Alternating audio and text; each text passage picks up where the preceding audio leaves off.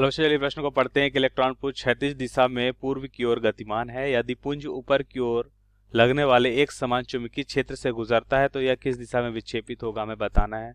अब इस प्रश्न को समझने के लिए सबसे पहले हम प्रश्न की मुख्य अवधारणा को समझेंगे। तो सबसे पहले यहाँ पे हम देखते हैं मुख्य अवधारणा।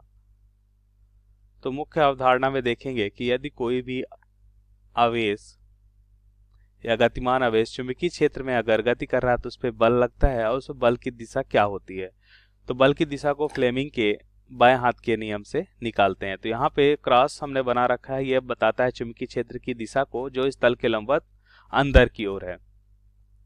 और यहाँ पे एक आवेशित कण लेते हैं और ये मान लेते धनात्मक x दिशा में भी वेग से अगर गतिशील है तो हम देखेंगे क्या चुंबकीय क्षेत्र और गतिशील कण का वेग दोनों एक दूसरे के परस्पर लंबवत हैं। तो इस तरह से हम देखते हैं इस पे जो चुंबकीय बल कार्य करेगा जिसका मान हो जाए Q इंटू भी इंटू बी, क्योंकि यहाँ पे थीटा क्या है, बी और बी के बीच का कोण होता है, क्योंकि यहाँ पे सूत्र होता है क्यू भी बी साइन थीटा। यहाँ पे थीटा क्या हो जाएगा, बी और बी के बीच का कोण जो 90 है। तो इस तरह से हम लिख सकते हैं क्यू भी बी।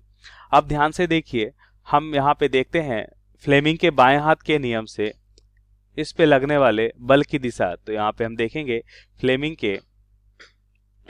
के बाएं हाथ के नियम से, तो हम यहाँ पे देखते हैं फ्लेमिंग के बाएं हाथ के नियम से, फ्लेमिंग के बाएं हाथ के नियम से हम देखेंगे बाएं हाथ के नियम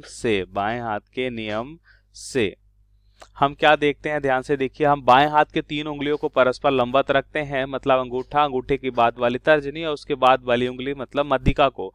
हम यहाँ पे सबसे पहले अंगूठे की बाद वाली उंगली तर्जनी को चुंबकीय क्षेत्र की दिशा में रखते हैं और उसके बाद वाली उंगली मतलब मध्यिका को हम रखते हैं किधर, ये रखते हैं हम गतिशील कण के वेग की दिशा में।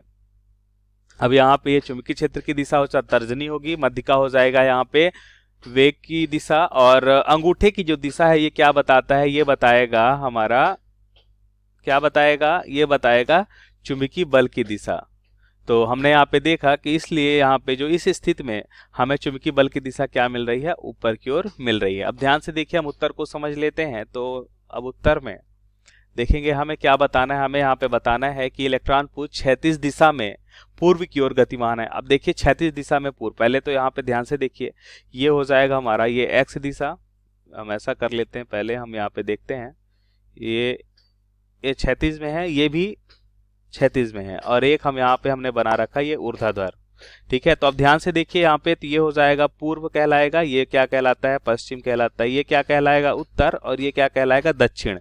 अब जैसा कि प्रश्न में बोला जा रहा है हमें कि हमें कौन सी दिशा लेनी है, इलेक्ट्रॉन पुंज क्षैतिज दिशा में पूर्व की ओर गतिमान है, मतलब इलेक्ट्रॉन पुंज किधर गतिमान है, इलेक्ट्रॉन पुंज क्षैतिज दिशा में पूर्व की ओर गतिमान है।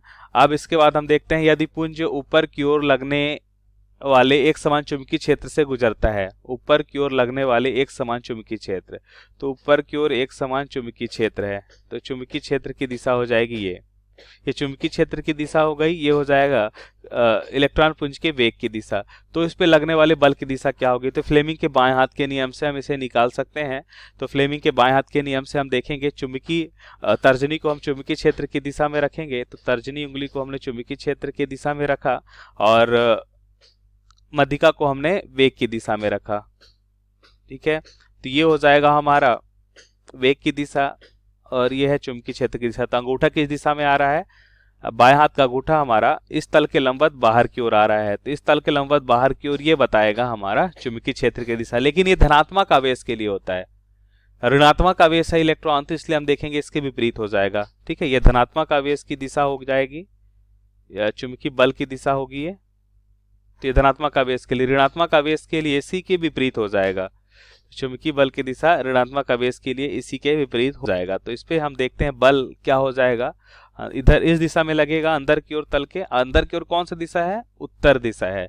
तो दिए गए प्रश्न का सही उत्तर क्या हो जाएगा, उत्तर दिशा होगी।